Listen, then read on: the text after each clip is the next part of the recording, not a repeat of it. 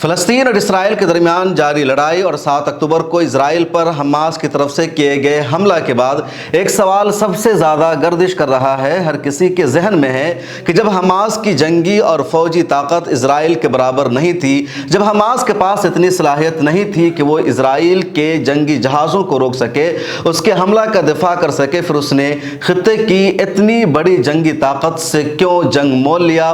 اس نے ایک ایسے ملک پر کیوں حملہ کر دیا جس کو دنیا کے سپر پاور امریکہ کی حمایت حاصل ہے، یورپین یونین کی حمایت حاصل ہے، جس کو یونائٹڈ نیشن کی ہمیشہ حمایت ملتی رہتی ہے، اور دفاع کے نام پر، انتقامی کارروائی کے نام پر اسرائیل دنیا بھر کی حمایت کے ساتھ غزہ پٹی کے عام شہریوں کو نشانہ بنا رہا ہے۔ اب تک 10,000 سے زیادہ بے گناہوں کی موت ہو چکی ہے، زیادہ تر بچے شامل ہیں، خواتین شامل ہیں، لاکھوں لوگ بے گھر ہو چکے ہیں، ہزاروں کی تعداد میں زخمی ہیں، ہسپتال میں جگہ نہیں ہے، ان کو نیند میسر نہیں ہے، پورا غزہ شہر ملبہ میں تبدیل ہو گیا ہے، عمارتیں کھنڈرات میں تبدیل ہو گئی ہے، پورا علاقہ قبرستان بن گیا ہے۔ آخر حماس نے ایسی غلطی کیوں کی؟ سوشل میڈیا پر لوگ یہاں تک لکھنے لگے ہیں کہ عام فلسطینیوں کی جو شہادت ہو رہی ہے، ان کی جو موت ہو رہی ہے، اس کے لیے ذمہ دار سیدھے سیدھے حماس ہے، کوئی اور نہیں، کیونکہ حماس نے پوری طاقت اکٹھا کیے بغیر، مستقبل کے بارے میں سوچے بغیر، اسرائیل کے انتقامی کارروائی کے بارے میں اندازہ لگائے بغیر اتنا بڑا حملہ کر دیا جس کی سزا مل رہی ہے۔ الگ الگ لوگوں نے، بہت سارے تجزیہ کاروں نے اس سوال کا جواب دینے کی کوشش کی ہے، لیکن اس ویڈیو میں اس سوال کا جواب ہم براہ راست حماس کے سربراہوں سے جاننے کی کوشش کریں گے، اور وہی بتائیں گے کہ انہوں نے کیوں 7 اکتوبر کو اتنا بڑا حملہ کیا۔ اس ویڈیو میں یہ بھی جانیں گے کہ 7 اکتوبر کو جب طوفان الاقصی آپریشن کی شروعات ہوئی تو اس وقت غزہ پٹی اور اسرائیل کے درمیان سچائی میں ہوا کیا تھا، کس طرح اتنی بڑی کامیابی ملی حماس کے لڑاکوں کو، حماس کی آرمی کو، اور کس طرح انہوں نے اتنی بڑی تعداد میں اسرائیلیوں کو قیدی بنا لیا۔ آگے کا منصوبہ کیا ہے حماس کا، حماس کی لیڈرشپ اس وقت کیا کر رہی ہے، تو پوری تفصیل اس ویڈیو میں ہم آپ کو بتائیں گے۔ اس سے پہلے آپ سے درخواست ہے چینل کو سبسکرائب کر لیجئے، جوائن کے بٹن پر کلک کر کے ممبرشپ لیجئے، اور سوشل میڈیا کے سبھی پلیٹ فارم پر ہمیں فالو کیجئے۔ ہندوستان کے ایک بہت مشہور جرنلسٹ ہے جناب افتخار گیلانی، وہ اس وقت ترکی میں موجود ہے۔ انہوں نے حماس کے نائب سربراہ موسیٰ ابو مرزوق کا ایک انٹرویو کیا ہے۔ حماس کے جو سربراہ اور ذمہ داران ہیں، ان دونوں بہت زیادہ مصروف ہے۔ افتخار گیلانی صاحب نے اپنے مضمون میں لکھا کہ میں نے کئی مرتبہ کوشش کی، بہت جد و جہد کی، اس کے بعد کسی طرح ان سے رابطہ ہو پایا، یہ اس وقت روس کے سفر میں تھے، اور پھر انہوں نے میرے سوالوں کا جواب دیا۔ افتخار گیلانی صاحب کا یہ انٹرویو دا ہندو کی مشہور میگزین فرنٹ لائن میں شائع ہوا پچھلے جمعہ کو، یعنی 27 اکتوبر کو، پر اہتمام کے ساتھ کوشچن آنسر کی شکل میں، اور دنیا بھر میں اس انٹرویو کو دیکھا گیا، پڑھا گیا ہے۔ جب فرنٹ لائن میں یہ انٹرویو شائع ہوا تو ہندوستان میں اسرائیل کی جو ایمبیسی ہے اس نے سخت غصے کا اظہار کیا، اور امبیسڈر جن کا نام نور گیلون ہے، انہوں نے دا ہندو کے ایڈیٹر کو ایک خط لکھ دیا، اور اس میں موسیٰ ابو مرزوق کے حوالے سے الٹی سیدھی بات کی، کہا وہ دہشت گرد ہے، وہ اجمل قصاب کی طرح ہے، وہ اسامہ بن لادن کی طرح ہے۔ آپ نے اپنے اخبار میں اس کا انٹرویو کیوں شائع کیا، اور وہ بھی ویکلی ایڈیشن میں، جمعہ اسپیشل میں آپ نے شائع کا جو نہیں کرنا چاہیے تھا۔ انہوں نے انٹرویو لینے والے کے حوالے سے بھی الٹا سیدھا کہا، ان کے خلاف ایکشن لینے کی بات کی، لیکن دا ہندو نے اس کا کوئی اثر نہیں لیا، اور حماس کے نائب سربراہ کا انٹرویو شائع ہوا جس کو اچھی خاصی پذیرائی ملی ہے۔ اس انٹرویو میں افتخار گیلانی نے کیا کیا سوال کیا وہ آگے بتائیں گے۔ اس سے پہلے جان لیجئے کہ موسیٰ ابو مرزوق حماس کے اہم رہنماؤں میں سے ایک ہیں، وہ پولیٹ بیورو کے بھی رکن رہ چکے ہیں۔ 2017 میں جب حماس کا انٹرنل الیکشن ہوا تھا تو اس میں وہ چیف کے لیے، صدر کے لیے امیدوار بھی تھے، لیکن اسماعیل ہانیہ کو جیت ملی، اور اس وقت یہ نائب سربراہ کی حیثیت سے اس کے زیادہ تر سفارتی معاملات کو انجام دیتے ہیں۔ اس انٹرویو میں افتخار گیلانی صاحب کا پہلا سوال تھا، 7 اکتوبر کو آپ کے لڑاکوں نے دنیا کی ایک مضبوط ترین فوج سے لوہا لے کر حیران و پریشان تو کر دیا، مگر جس طرح اب اسرائیل اب جوابی کارروائی کر رہا ہے، جس طرح عام شہری اور بچے مارے جا رہے ہیں، کیا یہ کارروائی اس قابل تھی کہ اتنی قیمت ادا کی جا سکے؟ ابو مرزوق نے اس کا سیدھے سیدھے جواب دیا، فلسطین پر مظالم یا فلسطین کی کہانی 7 اکتوبر کو شروع نہیں ہوئی، اس کی جڑ دہائیوں پر محیط قبضہ ہے، جس کے دوران سینکڑوں قتل عام کیے گئے۔ اسرائیل روزانہ ہمارے لوگوں کو بغیر کسی مزاحمت کے مارتا ہے، ان کا قتل کرتا ہے۔ غزہ پٹی کا محاصرہ 17 سال پرانا ہے، وہ دنیا کی اوپن جیل ہے۔ जिसमें इसराइल ने इस बात का एतराफ़ किया है वो गज़ा के लोगों की तरफ से इस्तेमाल की जाने वाली कैलोरीज़ को भी कंट्रोल करता है। उसके नतीजे में बड़े पैमाने पर नुकसान हुआ है और नौजवानों की अक्सरियत का फ्यूचर तबाह बर्बाद हो गया है। आप मुझे बताओ, क्या हथियार डालना मसले का हल है? जिन लोगों ने हथियार डाल दिया, क्या वो इसराइलियों को काबिल कबूल हैं? क्या उनके खिलाफ कार्रवाई कम हुई है? क्या उन पर मजालिम नहीं ढाए गए हैं? इसराइली सिर्फ फ़लस्तीनियों को कत्ल करना और उनको अपनी ज़मीनों और घरों से बेदखल करना चाहते हैं, ग्रेटर इसराइल बनाना चाहते हैं। इसराइल के वज़ीर-ए-आज़म बेंजामिन नेतन्याहू ने अभी अक़वाम मुत्तहिदा के इजलास में जो नक्शा लहराया है, उसने उनके अज़ाइम को मज़ीद वाज़ेह और साफ़ कर दिया है कि वो चाहते क्या हैं। मूसा अबू मरज़ूक़ ने इस सवाल का जवाब देते हुए आगे मज़ीद कहा, हम एक आज़ादी की तहरीक है जो मगरबी ममालिक के हिमायत याफ्ता कब्ज़े के ख़िलाफ़ लड़ रहे हैं और हम सिर्फ आज़ादी चाहते हैं क्योंकि हम कब्ज़े के तहत नहीं रहना चाहते, हम ग़ुलामी की ज़िंदगी नहीं गुजारना चाहते हैं। जिस तरह हिंदुस्तान ने बरतानवी कब्ज़े को मुस्तरद करके आखिरकार उसे निकाल बाहर फेंका, हम भी उसी तरह की आज़ादी की जंग लड़ रहे हैं। क्या 1857 की जंग जिसमें हज़ारों अफराद मारे गए थे, ये जंग नाजायज़ थी? अगर वो जायज़ थी और उसका दफ़ा किया जा सकता है तो हमारी जिद्दोजहद भी, हमारी कुर्बानियाँ भी जायज़ है। और अगर कोई उस वक्त कहता है कि अजीम कुर्बानियाँ हम नहीं देते, तो आज तक बर्रे सग़ीर यानी हिंदुस्तान, पाकिस्तान, बांग्लादेश बरतानिया का ग़ुलाम होता, एक आज़ाद मुल्क के तौर पर इनकी पहचान नहीं होती। इफ्तिखार गिलानी साहब का दूसरा सवाल था, आपने 7 अक्टूबर को निहत्थे और आम शहरियों का कत्ल किया, ज़्यादती की, म्यूज़िक फेस्टिवल पर हमला किया, आखिर इसका क्या जवाब बनता है? हमास के नायब सरबराह अबू मरज़ूक़ ने इसका जवाब दिया, शहरियों की हलाकतों के बारे में इजरायली बयानियाँ ही गलत है। ख़ुद कई इसराइलियों ने गवाही दी है कि हमारे अस्करियों ने उनको निशाना नहीं बनाया। ऐसी शहादतें भी हैं, यानी ऐसी गवाही लोगों ने दी है कि इसराइली शहरियों के मारने वालों में उनकी अपनी फ़ौज ही मुलव्विस थी, क्योंकि इजरायली फ़ौज ने जंगजुओं को निशाना बनाने के लिए रहायशी इलाकों पर बमबारी की, जिसमें दर्जनों इजरायली शहरी मारे गए। हमारे जंगजुओं और लड़ाकों के पास हल्के हथियार और ज़्यादा से ज़्यादा हल्के मार्टर्स थे, जिन इजरायली इलाकों की तबाही और बर्बादी को टीवी पर दिखाकर हमारे खाते में, हमारे हिस्से में डाला जा रहा है। किसी भी माहिर और एक्सपर्ट से उसका मुआयना कराया जाए, उसकी जांच करवाई जाए, सच्चाई सामने आ जाएगी। वो बख्तरबंद गाड़ियों को गोलों और भारी हथियारों से तबाह हो गए हैं, हमारे पास इस तरह के हथियार ही नहीं थे। जहाँ तक इस म्यूज़िक फेस्टिवल का ताल्लुक़ है जो इजरायली प्रोपेगेंडे के ज़राए इस्तेमाल कर रहे हैं और वावेला किया जा रहा है कि वहाँ हलाकत हुई और बड़ी तादाद में लोगों को मारा गया, तो पहले तो ये कि हमें बिल्कुल मालूम नहीं था कि उस इलाके में कोई मेला लगा हुआ है, कोई म्यूज़िक फेस्टिवल चल रहा है। जब हमारे लड़ाके वहाँ पहुँचे तो इजरायली फ़ौज से जमकर मुकाबला हुआ, उनको निकालने और राहदारी देने के बजाय इजरायली फ़ौज ने उस म्यूज़िक फेस्टिवल की आड़ ली, उसकी पनाह ली और इस तरह यही इलाका वार जोन बन गया। इजरायली फ़ौज ने तो उस इलाका में मिसाइल दागे। अबू मरज़ूक़ ने इस सवाल के जवाब में यह भी कहा कि उनके जंगजुओं ने जब सरहद अबूर की, वो उस पार गए तो सख्त मुकाबला की तवक्को कर रहे थे। उनके ख्वाबो ख्याल में भी नहीं था कि अस्कलान तक उनको किसी मुज़ाहमत का सामना नहीं करना पड़ेगा। बॉर्डर पोस्ट पर इजरायली गार्ड्स ने हथियार डाल दिए या वो भाग गए, जिसकी वजह से अच्छी खासी अफरा तफरी मच गई। जब सरहद की बार टूट गई तो गज़ा की पट्टी से सैकड़ों शहरी और दीगर अफराद धड़ाधड़ इजरायली मकबूजा इलाकों में दाखिल हो गए।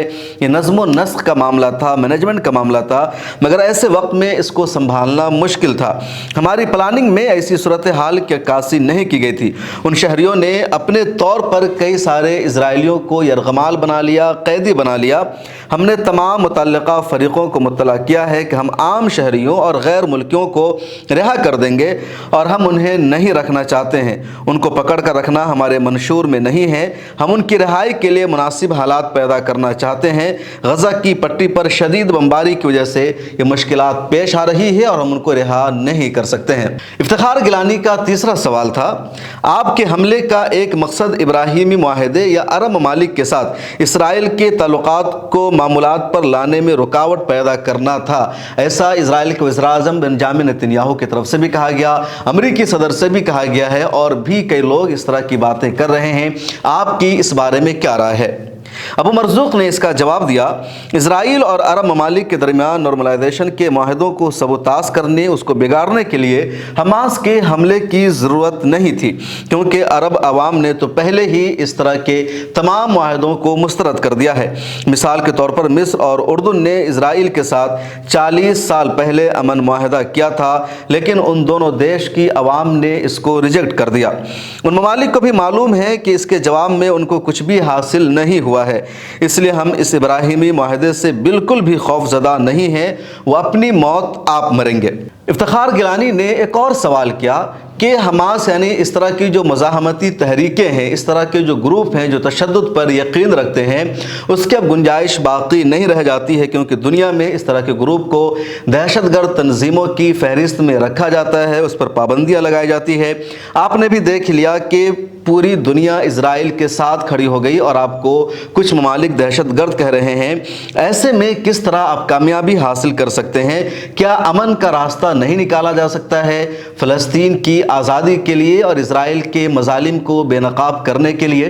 اس کے جواب میں حماس کے نائب سربراہ ابو مرزوق نے کہا، ہم نے 30 سال تک پرامن راستہ آزمایا ہے۔ الفتح تحریک نے اوسلو معاہدہ پر دستخط بھی اسی مقصد کے لیے کہا تھا، لیکن 30 سال بعد نتیجہ کیا نکلا؟ ہمیں فلسطینی ریاست نہیں ملی جیسا کہ انہوں نے ہم سے وعدہ کیا تھا، اور مغربی کنارہ یعنی ویسٹ بینک الگ تھلگ جزیرہ کی طرح رہ گیا ہے۔ یہودی بستیوں نے اسے ہڑپ لیا ہے اور غزہ کا محاصرہ کر لیا گیا ہے۔ دونوں فلسطینی علاقوں کو ایک دوسرے سے کاٹ دیا گیا ہے، جدا کر دیا گیا ہے۔ غزہ پٹی الگ ہے، ویسٹ بینک الگ ہے، دونوں میں کوئی ایک طرح سے وصال اور تعلق نہیں رہ گیا ہے۔ یہی وجہ ہے کہ ہمارے لوگ اب صرف پرامن حل اور جد و جہد پر یقین نہیں رکھتے ہیں، ہم جامع مزاحمت پر یقین رکھتے ہیں، جس میں مسلح مزاحمت اور عوامی مزاحمت بھی شامل ہے۔ ہمارے لوگوں نے عظیم مارچ میں شرکت کی اور سینکڑوں ہزاروں لوگ روزانہ غزہ کی سرحد پر محاصرہ توڑنے اور ویسٹ بینک کے ساتھ رابطہ کرنے کا مطالبہ کرتے ہیں۔ مگر اس پرامن جد و جہد کا نتیجہ کیا نکلا؟ احتجاج اور ریلیوں کا نتیجہ کیا نکلا؟ جد و جہد اور احتجاج کو پرامن رکھنا یا اس کو پرتشدد بنانا قابض قوت کے اختیار میں ہوتا ہے۔ اگر وہ پرامن جد و جہد کو ایک اسپیس دے، جگہ دے، تو یہ جد و جہد پرامن رہ سکتی ہے۔ افتخار گیلانی کا 5واں سوال تھا، 2006 میں حماس غزہ میں برسر اقتدار آ گئی۔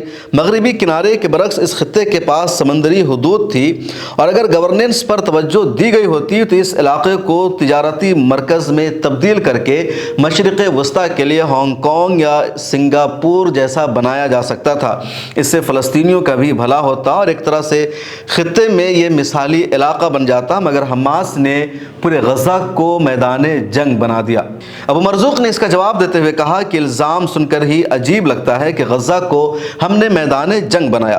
حماس کی تحریک 1987 میں قائم ہوئی، ہم نے 2006 میں اقتدار سنبھالا اور اسی کے ساتھ ہمارا محاصرہ کر لیا گیا تاکہ ہم اچھی طرح حکومت نہ کر سکے۔ ہمیں مکمل آزادی نہیں دی گئی، ہمیں چاروں طرف سے گھیر لیا گیا۔ اسرائیل، امریکہ اور ظالم مغربی دنیا نے ہمیں ناکام بنانے کے لیے کوئی بھی کوشش نہیں چھوڑی، لیکن ہم ثابت قدم رہے، اور اسرائیل نے جان بوجھ کر ہمیں تباہ کرنے کے لیے منظم طریقے سے پوری پلاننگ کے ساتھ نشانہ بنایا۔ اس صورتحال میں ہم کیسے ایک معیشت کو ترتیب دے سکتے تھے، کیسے اکنومی کو بہتر کر سکتے تھے؟ کیا سنگاپور یا ہانگ کانگ کو اسی طرح کی صورتحال کا کبھی سامنا کرنا پڑا؟ خوشحالی کا پہلا قدم نظم و نسق، مینجمنٹ اور مجرموں سے نجات اور پھر ریاست کی تعمیر ہے۔ اسرائیلی قبضے سے ہم واقعتاً خطے کی اس علاقے کی سب سے ترقی یافتہ علاقوں میں سے ایک تھے۔ جب قبضہ آیا تو ہم پر جنگیں، نقل مکانی، مائیگریشن ٹھونس دی گئی۔ ہمارے آدھے لوگ فلسطین سے باہر پناہ گزین ہیں، وہ مہاجر کی زندگی گزار رہے ہیں۔ ہم ترقی اور خوشحالی زندگی جینا چاہتے ہیں، مگر کیا قبضہ میں رہتے ہوئے، غلامی کی زندگی گزارتے ہوئے ایک خوشحال ریاست بنا سکتے ہیں؟ افتخار گیلانی کا 6واں سوال تھا، خیر آپ نے تو جنگ شروع کر دی ہے، اب اس جنگ کا کیا انجام ہوگا، اس کا نتیجہ नतीजा क्या निकलेगा? अबू मरज़ूक ने इस सवाल का जवाब दिया, जंग उन्होंने शुरू की है जिन्होंने सरजमीन पर कब्ज़ा किया है, हमसे आज़ादी छीनी है। मेरे जवान खित्ते की सबसे मजबूत तरीन फ़ौज को बेबस करने में और शिकस्त से दो चार करने में कामयाब हो गए हैं। हम अपनी मुज़ाहमत और लड़ाई उस वक्त तक जारी रखेंगे जब तक हम अपनी आज़ादी हासिल नहीं कर लेते, और हमारी आज़ादी ही इस जंग का अंजाम है। जब तक आज़ादी नहीं मिलेगी, फ़लस्तीन को आज़ाद रियासत का दर्जा नहीं मिलेगा, ये जंग ख़त्म नहीं हो सकती। इफ्तिखार गिलानी का 7वां सवाल था, अरब ममालिक हमेशा ही हमास से खाइफ रहते हैं, डरे हुए रहते हैं, क्योंकि हमास को इख्वानुल मुस्लिमीन ही की एक शाख और एक ब्रांच माना जाता है, सोचा जाता है। ईरान ने हमास की भरपूर मदद की है। अबू मरज़ूक ने इसका जवाब सीधे सीधे दिया, फ़लस्तीनी मुज़ाहमत ईरानी इनकलाब से पहले भी मौजूद थी, ईरान की मरहून मिन्नत नहीं है। ईरान हमें मदद फराहम करता है और हम उसके लिए उसका शुक्रिया अदा करते हैं। हम मुख्तलिफ जमातों और मुल्कों से हर किस्म की हिमायत हासिल करने के लिए तैयार हैं। उनका यह भी कहना था कि अरब अवाम उनके साथ हैं और ये उनका बड़ा सरमाया है। हुक्मरान और लीडर हमारे साथ रहे न रहे, अवाम हमारे साथ है, यही हमारी कामयाबी है। हमास और फ़लस्तीन को आज़ाद कराने की जो दूसरी तहरीक है, या हमास से पहले जो तहरीक थी, ये शुरू से पाई जाती है और कोई ईरान में जो इस्लामी इनकलाब आया है उसकी मरहून मिन्नत नहीं है। जो ममालिक हमें मदद देते हैं उसको हम कबूल करते हैं, उनके हम शुक्रगुजार हैं, लेकिन हमास ईरान की वजह से है, ये कहना गलत होगा। इफ्तिखार गिलानी का 8वां सवाल था, आप इज़राइल को तस्लीम नहीं करते, लेकिन इज़राइल एक हकीकत है। अगर आप दो रियासती फार्मूले को यानी टू नेशन थ्योरी को नहीं मानते, फिर आगे का रास्ता क्या है? हमास के सरबराह अबू मरज़ूक ने इस सवाल का जवाब देते हुए बर्र सग़ीर यानी इंडो पाक की तारीख़ को दोहराई और आखिर में उन्होंने उल्टा ही इफ्तिखार गिलानी से सवाल करना शुरू कर दिया कि जिन फ़लस्तीनियों ने इज़राइल को तस्लीम किया, तो क्या इज़राइल ने उनकी इस लचक का जवाब दे दिया? क्या टू नेशन थ्योरी नाफिज हो गया? क्या आपको पता नहीं कि वेस्ट बैंक में इस वक्त क्या हो रहा है?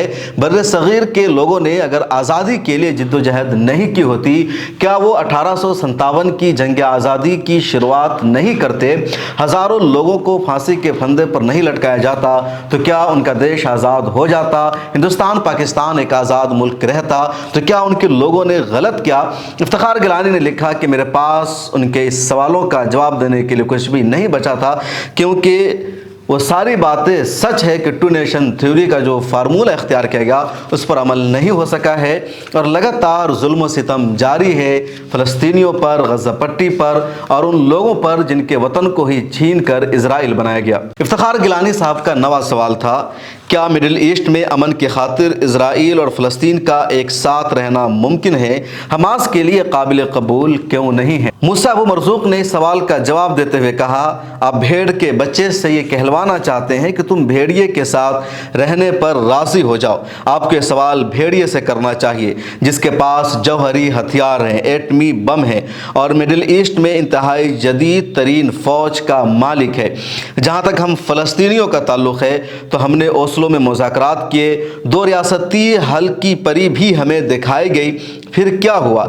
हमारे इलाके खाली किए गए, क्या हमें रियासत बनने दिया गया? दर हकीकत इसराइल के मौजूदा वज़ीर-ए-आज़म बेंजामिन नेतन्याहू फ़लस्तीनियों के जहन से फ़लस्तीनी रियासत के क़याम के तसव्वुर को खुरचना चाहते हैं, उसको सल्ब करना चाहते हैं। क्या ऐसे अफराद या ऐसे नज़रिया के साथ रहना मुमकिन है? क्या उन लोगों के साथ रहना मुमकिन है जो ये मानते हैं कि एक अच्छा फ़लस्तीनी मुर्दा फ़लस्तीनी ही है, यानी जो फ़लस्तीनी मर जाता है उसी को अच्छा फ़लस्तीनी कहा जाता है, जो फ़लस्तीनी ज़िंदा होता है उसको अच्छा फ़लस्तीनी नहीं माना जाता। ये इज़राइल की सोच है, उसका नज़रिया है। इफ्तिखार गिलानी का आखिरी सवाल था, एक तासुर ये भी है कि जो फ़लस्तीनी है, जो फ़लस्तीनी ऑर्गेनाइजेशन है, वो आपस में मुनक़सिम है, इनमें आपस में लड़ाई पाई जाती है। तो क्या दुनिया में कोई मुनक़सिम तहरीक के साथ मामला तय करना पसंद करेगा? उसको कामयाबी मिल सकती है। हमास के सरबराह ने इसका सीधा सीधा जवाब दिया कि ये बातें करना, इस तरह का सवाल करना एक मज़ाक़ खेज़ दलील है। हमास तो 2006 में गज़ा में बरसर इक़्तिदार आई, यानी इज़राइल के क़याम के 6 دہائیوں کے بعد، تو پھر ان دہائیوں کے دوران دنیا نے فلسطینی عوام کو آزادی کیوں نہیں دلائی؟ آج دنیا فلسطینیوں کے منقسم ہونے کا بہانہ ڈھونڈ رہی ہے تاکہ فلسطینیوں پر الزام عائد کیا جا سکے، ان کی بین الاقوامی پوزیشن مشکوک بنائی جائے۔ آزادی کے عمل کے دوران ہر ملک میں الگ الگ موقف اور رائے رہی ہے، نظریہ الگ الگ رہا ہے کہ آپ کو بر صغیر کی آزادی کی تاریخ معلوم نہیں ہے، جہاں الگ الگ گروپس تھے، الگ الگ تنظیمیں تھیں، مگر اس سے عمومی تحریک کی نفی نہیں کی جا سکتی ہے، وہ بہرحال حق ہے۔ یہ سچ ہے فلسطین میں الگ الگ گروپ ہے، ان میں کچھ اختلاف ہے، لیکن سبھی کا بنیادی نظریہ، سبھی کی بنیادی سوچ فلسطین کی آزادی ہے، اور اس میں کوئی اختلاف نہیں۔ اور اگر جب ہمارا یہ بنیادی نظریہ ہے تو پھر یہ سوال کھڑا کرنا کہ ہم آپس میں منقسم ہیں، ہماری تحریک کو کمزور کرنے کی سازش ہے، ہماری بین الاقوامی پوزیشن کو کمتر کرنے کی ایک طرح سے حرکت ہے، جو کوشش کامیاب نہیں ہو سکتی ہے۔ یہ پورا انٹرویو ہے حماس کے نائب سربراہ موسیٰ ابو مرزوق کا، جسے افتخار گیلانی صاحب نے کیا، اور آپ نے اس پورے انٹرویو کو سنا۔ یہ انٹرویو دی ہندو کی میگزین فرنٹ لائن میں شائع ہوا ہے۔ اس کے علاوہ افتخار گیلانی صاحب کا یہ انٹرویو ملت ٹائمز اردو کی ویب سائٹ پر بھی شائع ہوا ہے، آپ وہاں جا کر پڑھ سکتے ہیں۔ آپ کو یہ انٹرویو کیسا لگا؟ آپ اس بارے میں کیا رائے رکھتے ہیں؟ کمنٹ سیکشن میں لکھ کر ضرور بتائیے۔ اگر آپ کو یہ بات چیت اچھی لگی، یعنی افتخار گیلانی صاحب کا انٹرویو آپ کو پسند آیا، تو دوسروں سے شیئر کیجیے اور زیادہ دور تک اس ویڈیو کو پہنچائیے۔ پھر ملاقات ہوگی۔ اللہ حافظ۔